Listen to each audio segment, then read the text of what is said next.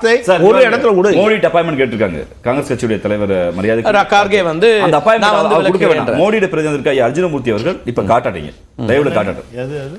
மோடியுடைய பிரதிநிதியாக வந்திருக்கிற ஐயா அர்ஜுனமூர்த்தி ஐயா அவர்கள் காங்கிரஸ் தேர்தல் அறிக்கையில ஹிந்து முஸ்லீம்ங்கிற வார்த்தை இருந்தா காட்டுங்க, நாங்களும் படிச்சுக்கிறோம். சரி பேசுவோம், நீங்க அது பாருங்க, நம்ம பேசலாம். இல்ல ராஜீவ்காந்தி இப்ப இதுல வந்து தொடர்ச்சியா அவரு பல்வேறு வியூகங்கள்ல பிரதமர் தன்னுடைய வியூகங்களை முன்வைக்கிறாரு, எல்லா பக்கமும் தன்னுடைய கருத்துக்களை முன்வைக்கிறாருன்னா அதுல எங்க பதற்றம் வந்துச்சு? நீங்க வந்து இப்ப தோல்வி அடையக்கூடிய இடத்துக்கு நோக்கி போகிறாங்க அப்படிலாம் ராகுல் காந்தி சொல்றாரு. என்ன அடிப்படையில் அது ஒரு வியூகமா நீங்க மறுபடியும் வைக்க ஆரம்பிச்சிருக்கீங்க? 400 இடங்கள் அப்படிங்கிற அந்த மைண்ட் கேமுக்கு கவுண்டர் மைண்ட் கேமா இதை சொல்ல ஆரம்பிச்சிருக்கீங்களா? எங்களுக்கு மைண்ட் கேம்ல உடன்பாடு இல்லை, எங்களுக்கு தான் பெரிய பதட்டம். நீங்க சொன்னது அந்த மைண்ட் கேம்லாம் நான் சொல்லல, 400ங்கிறதும் தொடர்ச்சியா நீங்க டாக்டர் சுமன் ஸ்ரீராமன் இணைஞ்சிருக்கிறார், அவர்கிட்ட பேசலாம். நீங்க தொடங்க ராஜா. எங்களுக்கு மைண்ட் கேம்ல உடன்பாடு இல்லை, எங்களுக்கு உண்மையிலேயே பதட்டம் இருக்கு. ஜனநாயக சக்திகளுக்கு, குறிப்பாக காங்கிரஸ் பெரிய இயக்கம், பொதுவுரிமை இயக்கங்கள், திராவிட முன்னேற்ற கழகம் போன்ற மாநில கட்சிகள், எங்களுக்கு பெரிய பதட்டம் இருக்கு. இந்த நாட்டுடைய ஜனநாயகம், இந்த நாட்டுடைய அரசமைப்பு சட்டம் காலில் போட்டு மிதிக்கப்படுகிறது, எங்களுக்கு பெரிய பதட்டம் இருக்கு. அதனாலதான் இப்ப அர்ஜுனமூர்த்தி நான் கேள்வி கேட்டல,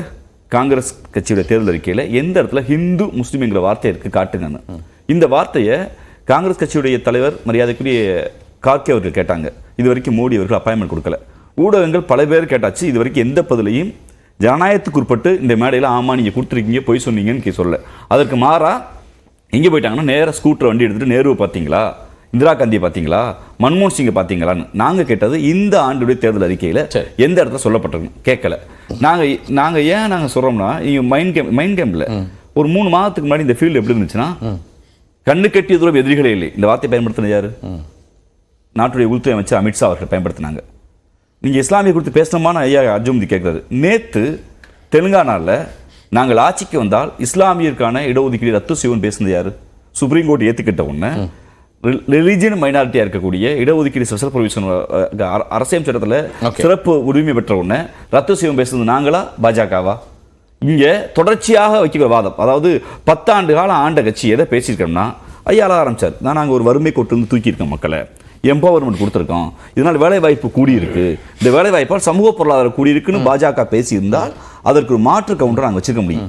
அதற்கு மாறா பாஜகவுடைய தேர்தல் அறிக்கையில் நாங்கள் என்னெல்லாம் செய்திருக்கிறோம்னு சொல்லிட்டு இன்னும் அடுத்த 10 ஆண்டுகள் என்ன செய்ய வேண்டியிருக்கு, அடுத்து 2047 வரைக்கும் அவங்க சில வாய்ப்பு இருந்தால் நரேந்திர மோடி அவர்கள் பாஜக தேர்தல் அறிக்கை மேடையில் பேசட்டும். ஆனால் அதற்கு மாறா என்ன பேசுறாரு?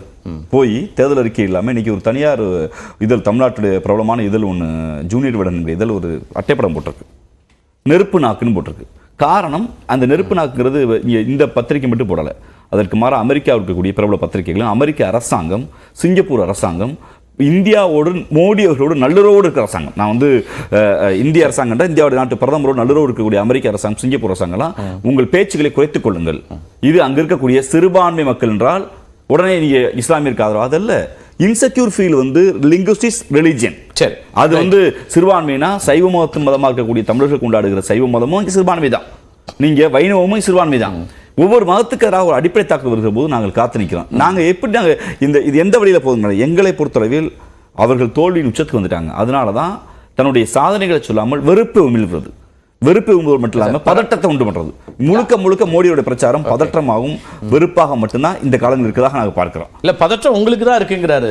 எங்களுக்கு எந்த பதற்றம் இல்லை, எங்க கையில வேற எங்க பதற்றத்தை உருவாக்குறோம், தோல்வி அடைய போகிறோம்ங்கிறதுனால இந்தியா கூட்டணியில் இருக்கிற தலைவர்களுக்கு பதற்றம் இருக்குன்னு அவர் சொல்றாரு. இல்ல, அவருக்கு என்னன்னா, நீங்க எப்படி சாத்தியம்ங்கிற கேள்வியை தோழர் கனகராஜ் வச்சீங்க, அதுக்கு சாத்தியம் எப்படி திமுக நான் விளக்கம் கொடுக்க விரும்புறேன். சுருக்கமா சொல்லுங்க. கடந்த முறை 303, இந்த முறை 372 ஆர்டிகல் மாதிரி நாங்க பார்ப்போம். பார்லிமெண்ட்ல யார் பேசினாங்க?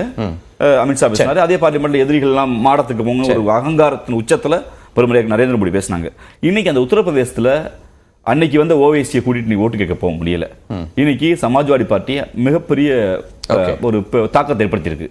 மகாராஷ்டிரத்துல நீங்க எந்த தேர்தல் ஆணையம் உத்ததேவ் தாக்கரே பார்த்து நோட்டீஸ் அனுப்பிச்சோ, அந்த உத்ததேவ் தாக்கரே சொல்லியிருக்காரு, முதல்ல நாட்டின் பிரதமர் கேட்டு விளக்கம் கேட்டு வாங்க, அப்புறம் எங்க வீட்டுக்கு நீ வாங்கன்னு இருக்கு. இந்த மகாராஷ்டிரா, கர்நாடகா, பீகார், உத்தரப்பிரதேசம், மேற்கு வங்கம், ராஜஸ்தான் போன புல் மெஜாரிட்டியா வந்த பாஜகவால சச்சின் பைலட் சொன்னது போல் ஏற்கனவே முழுவதும் துடைக்கப்பட்ட சவுத்து முழுவதா வெற்றி பெற்றிருந்த நார்த் இப்ப பாதியும் துடைக்க போறோம். இந்த நம்பிக்கைலாம் சொல்றோம்.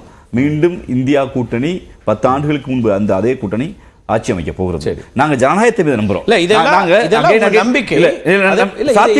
என்ன அடிப்படையில இருந்து நம்ம இதை சொல்ல வரோம்? நான் சொல்றேன், இதாவது போன முறை 302ல ஃபுல் மெஜாரிட்டி 68 இடத்தை கொடுத்தது யூபி. இன்னைக்கு உத்தரப்பிரதேச கிரௌண்ட் அப்படி இல்ல. உத்தரப்பிரதேசத்தில் இருக்கக்கூடிய அங்க இருக்கக்கூடிய ராஜ்புத்துக்களாக குறிப்பா, அதாவது மதச்சிறுபான்மை மக்கள் இஸ்லாமிய. எனக்கு ஒரு சின்ன கேள்வி இருக்கு. நான் அடுத்தது டாக்டர் சுமந்த்ரி அதே வைக்கிறேன். இப்ப உத்தரப்பிரதேசத்துல 53.02% வாக்கு சதவீதம். முன்னாடி மாறலாம். இது அப்ராக்சிமேட்டா 6 மணிக்கு வந்திருக்கக்கூடிய வாக்கு சதவீதம் 8 தொகுதிகள்ல. இதுக்கு முன்னாடி நடந்ததுலயே 50% இருக்கு. ஒரு ஆட்சி மாற்றம் அல்லது வேறு ஒரு சேஞ்சஸ், ஒரு எதிர்ப்பு அலை அப்படின்னா இந்த வாக்கு சதவீதம் தான் இருக்குமா அப்படிங்கிற ஒரு கேள்வி அடிப்படை. அதுல இந்த வாக்கு உயர்வு ஆட்சி மாற்றத்துக்கு வழிவகுக்கும் நம்பிக்கை இல்லை. சரி, புதுசா வந்து நான் ஓட்டு போட வர்றேன், நான் புதுசா அப்பதான் வர போறேன், அபார்ட்மெண்ட்ல இறங்கி வர்றேன், ஓட்டு போட போறேன், அந்த கிரௌட் செக்டார் பீப்புள் எப்பவுமே புரட்சியெல்லாம் முடிய முடியாது. சாமானிய மக்கள் ஆண்டாண்டு காலம் வாக்கு போடுகிற மக்கள் தான். எப்போதெல்லாம் வரிசையில நெடுக காத்து நின்று வாக்கு போறாங்க அந்த மக்கள் தான் மாற்றத்தை உண்டுவாங்க. நான் புதுசா வந்துட்டேன், சோசியல் மீடியா பார்த்துட்டேன், திடீர்னு ஒரு புரட்சி பண்ண போன எந்த கூட்டமும் ஆட்சி மாற்றத்தை ஏற்படுத்தாது. 1% 2% ஆட்சி மாற்றத்துக்குன்னு எனக்கு தனிப்பட்ட முறை எனக்கு உடன்பாடு இல்லை. அதற்கு மாறாக ஆண்டாண்டு காலம் வாக்களிக்கிற மக்கள் தான் சோசியோ எக்கனாமிக் சமூக சூழல். நீங்க சொல்லக்கூடிய 10 ஆண்டுகள்ல மக்கள் வந்து பெரிய அதிருப்தி அடைந்திருக்கிறார்கள், மாற்றத்துக்கு தயாரா இருக்காங்க. மாற்றத்துக்கு தயாரா இந்த மக்கள் தான்.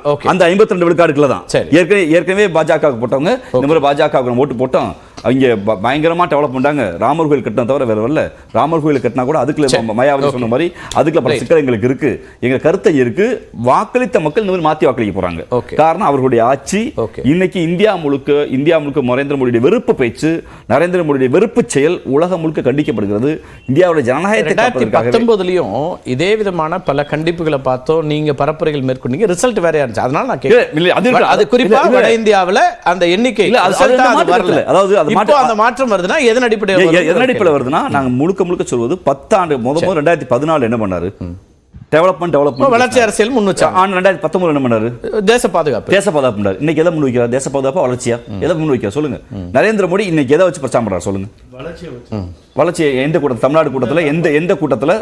தமிழ்நாடுக்கு நரேந்திர மோடி அவர்கள் கோயம்புத்தூருக்கு வந்தார், ரோட்ஸ் நடத்தினாரு. நான் கோயம்புத்தூர்ல நாங்க ஆண்ட 10 வருஷத்துல இப்படி கோயம்புத்தூர்ல நாங்க டெவலப் பண்ணிட்டோம்னு ஒரு வார்த்தை பேசினாங்க காட்டுக்கு. அதுக்கு மாதிரி என்ன பேசினாரு? கோவை குண்டுவெடிப்பில் இருந்தவர்களுக்கு நான் வந்து அஞ்சலி செலுத்துங்க. ஆனால் வளர்ச்சி குறித்து பேச வேண்டிய பிரதமர், 10 ஆண்டு காலத்தில் இதை செய்தேன் என்று பேச வேண்டிய பிரதமர் என்ன குறித்து பேசினார்? பழைய தும்பிக சம்பவங்களை யாகவப்படுத்தி பேசுவதால் நாட்டு பிரதமருக்கு அழகா? அதான் நான் கேட்க விரும்புறோம்.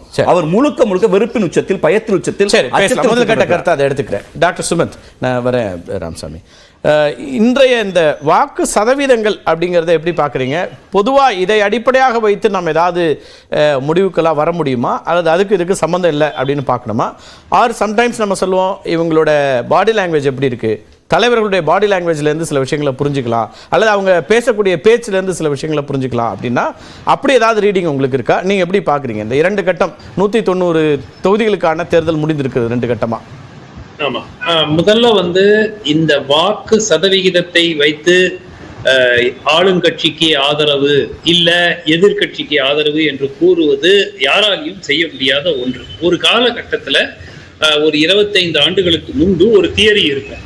அதிக வாக்கு சதவிகிதம் வாக்குகள் பதிவானால் அது எதிர்கட்சிக்கு ஆதரவு, ஆன்டி இன்கம்பன்சி ஓட்டர், மாற்றத்திற்காக போடப்படும் ஓட்டு. ஆனால் கடந்த 15 ஆண்டு காலமாக நம்ம பார்த்தால் அதிக வாக்குகள் வந்து ஆளுங்கட்சி மீண்டும் ஆட்சியை தக்க வைத்துக் கொண்ட இன்ஸ்டன்சஸும் இருக்கு. வாக்கு சதவீதம் குறைந்தும் எதிர்கட்சிகள் ஆட்சிக்கு வந்த இன்ஸ்டன்ஸும் இருக்கு. ஸோ யாராலையும் இந்த எண்ணிக்கை 5%, 6% கிட்டத்தட்ட சராசரியாக கிட்டத்தட்ட அனைத்து மாநிலங்களிலும் வாக்கு சதவிகிதம் குறைகிறது. ஸோ இது கணிசமான அளவில் குறைச்சோம். ஏன்னா 1%, 1.5% எப்படி ஒவ்வொரு தேர்தலுக்கும் மாறும்.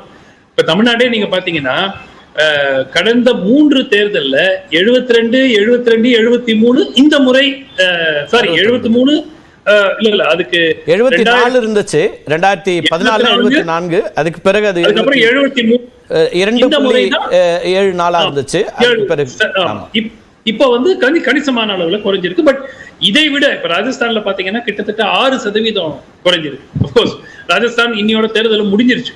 ஸோ ஃபுல் ஸ்டேட்ல உங்களுக்கு 6% குறையும் போது நிச்சயமா வந்து அது ஒரு சிக்னிபிகண்ட் வாக்கு சரிவாகத்தான் நம்ம பார்க்கணும். ஸோ 2 விஷயம் இருக்கு. நீங்க சொன்ன முதல் பாயிண்ட்டை வச்சு யாராலையும் கண்டுபிடிக்க முடியாது. கம்மியா இருக்கிறதுனால இவங்களுக்கு, அதிகமா இருக்கிறதுனால அவங்களுக்குன்னு சொல்ல முடியாது. ஆனால் பாடி லாங்குவேஜ், இந்த பிரச்சாரம் தொடங்கும் போது மோடிக்கு கேரண்டி இந்த தேர்தலில் வெற்றி பெற்றால் இதெல்லாம் நாங்கள் செய்வோம் அண்ட் இந்த டெவலப்மெண்டல் அஜெண்டால பற்றி கொஞ்சம் பேச்சுக்கள் இருந்தது.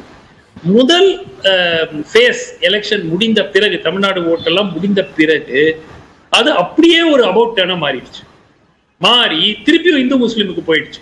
இந்து முஸ்லீம், அதுக்கப்புறம் இன்ஹெரிட்டன்ஸ் டாக்ஸ், உங்க தாலி எல்லாம் எடுத்துருவாங்க, வீட்டெல்லாம் வித்துருவாங்க, ஃபோர்ஸபிளா எடுத்துருவாங்க, இந்த மாதிரி. ஸோ ஒரு பயத்தை உண்டாக்கும் ஒரு பிரச்சாரம், ஒரு வெறுப்பு உண்டாக்கக்கூடிய ஒரு பிரச்சாரமாக இது மாறி. ஸோ நிச்சயமா பரவலான கருத்து என்னவென்றால், முதல் ஃபேஸ் சரியாக பாஜகவுக்கு போகவில்லை. அதை உணர்ந்துதான் பிரதமர் அவருடைய ட்ரைட் அண்ட் டெஸ்டட் அஜெண்டாக்கு வந்துட்டாரு அப்படிங்கிற கருத்து தான் பரவலாக. முதல் ஃபேஸ்ல போன முறை சிட்டிங் எம்பிஸ் ரொம்ப குறைவு தானே என்டிஏக்கு, இந்தியா கூட்டணிக்கு தான் சிட்டிங் எம்பிஸ் அதிகமா இருந்தது. இல்ல அவங்களுக்கு தமிழ்நாடு உள்ளிட்ட அந்த தொகுதிகள்ல இல்ல அவங்க தமிழ்நாடு விட அவங்க உன்னித்து கவனித்த இடம் அந்த முதல் ஃபேஸ்ல ராஜஸ்தான்ல கிட்டத்தட்ட 3 இடங்கள். சென்ற முறை ராஜஸ்தான்ல கிளீன் ஸ்வீப், ஒரு இடம் கூட தோக்கல. 25க்கு 25. அவங்களுக்கு என்ன பாதிப்பு வந்ததுன்னா, மகாராஷ்டிராலையும் ராஜஸ்தான்லயும் கிடைத்த ஃபீட்பேக் ஃபர்ஸ்ட் ஃபேஸ்ல ரொம்ப நெகட்டிவா இருக்கு. அந்த காரணத்தினாலதான் அவங்க கவலைப்பட்டாங்க. ஏன்னா எப்படியுமோ அவங்க தமிழ்நாட்டுல 10 சீட்டு ஜெயிக்க போறதோ இல்ல அந்த எதிர்பார்ப்புல இல்ல.